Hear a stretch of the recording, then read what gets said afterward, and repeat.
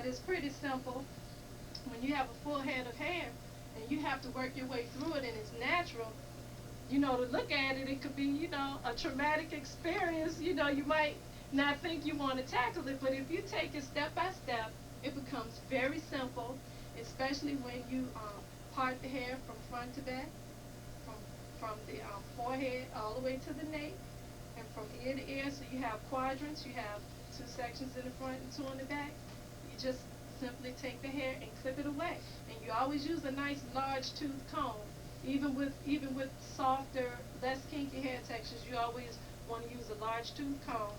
And then you start in the back. And if there's too much hair there, then you section that hair off into a half or a third even. And you simply start at the bottom, the end strands of the hair, comb it through, and you work your way up. Because as you comb it through, it's detangling at the bottom. So you're working your way through any tangles by the time you get up to the scalp. If you start at the scalp and comb through that hair, you're going to have some problems. In fact, you're going to do some more damage.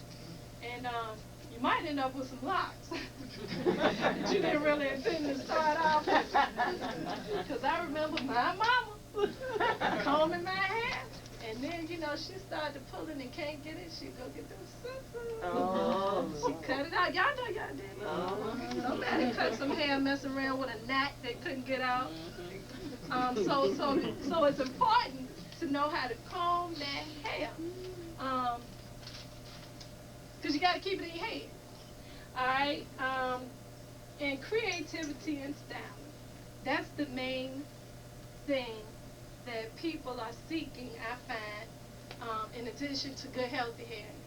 I must say that my clients are very intelligent and they understand the importance of first having healthy hair.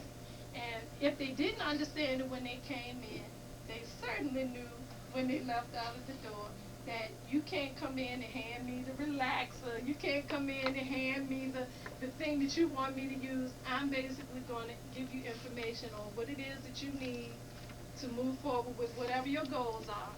So that's the most important thing that I find that people are concerned with.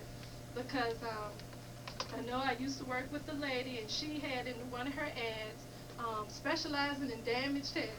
And her phone used to ring off the hook. Not that she was an extraordinary hairstylist, but she said she specialized in damaged hair, and people sought her out constantly. And that is because people are very concerned with their hair, making sure it's healthy or getting it back on track after they've done harm to it. So that's number one. But number two, that creativity and styling, everybody wants their own unique look. And today, like the sister was saying about people going for the natural hairstyles because they can be their unique self, they can express themselves uniquely. That's what's so attractive and appealing now about people who wear their natural hair. They hadn't even considered it before because twisting the hair, braiding the hair, plaiting the hair in individual plaits, twisting it, taking it out, twirling it up, putting nice little accessories in it, such as my beloved crown jewels that you might see later in my hand, available at Indigo Salon. And so all of these things, you just have to open your mind. You don't have to be limited to what you've seen in the magazines. You don't have to be limited to some of the things that maybe you just grew up knowing about. You just know how to part it down the middle and do that cornrow on both sides. There are so many different things that you can do. And just open your mind by looking into different publications, checking out those things, and also, talking with a professional. Faye Robinson. Okay. And so good maintenance products are very, very important in keeping that hairstyle in its healthiest state visually. You don't want to go out and get professional work done to your hair, and you come home and you can't maintain it. So it's important to talk to your educated and professional, knowledgeable hairstylist to find out what products work best for maintaining the health of your hair once you leave the salon. But not only that, you need to know that it's important to do things that are to not do things that are detrimental to your hair, because many of us go home and we take our hairstyle and put it on a cotton pillowcase. And that cotton is naturally absorbing the moisture out of your hair, and it changes what it looked like yesterday into that next day look that you have, as far as you know, a whole new hairstyle now. You got a whole new look going on because you laid on that pillowcase, or you didn't wrap it up, or the wrap didn't stay on, or something happened. So a smooth textured pillowcase is good, because before you laid your head on that pillowcase, I know that I would have recommended you tying your hair up with a smooth, satiny scarf. And it doesn't have to be satin per se, but it has to be smooth, so that as that hair moves around underneath it, the friction is not created, which will cause the hair to break. Because you notice sisters who may wear their hair wrapped all the time um, will have a lot of breakage here, a lot of breakage around the hairline or over the ear. Even when you wear your glasses, a lot of times, we got breakage here.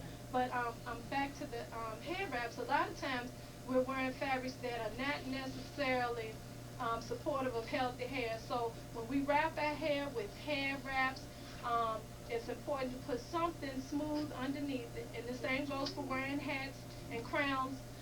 For those of us who cover our heads for any reason whatsoever, it's important to put something under there that creates a foundation for their hair not to be damaged. Because any friction, like cotton, is like the hair wrap of choice for me, because it stays right where I put it. Tall as I want, to the side, whatever, it stays right where you put it.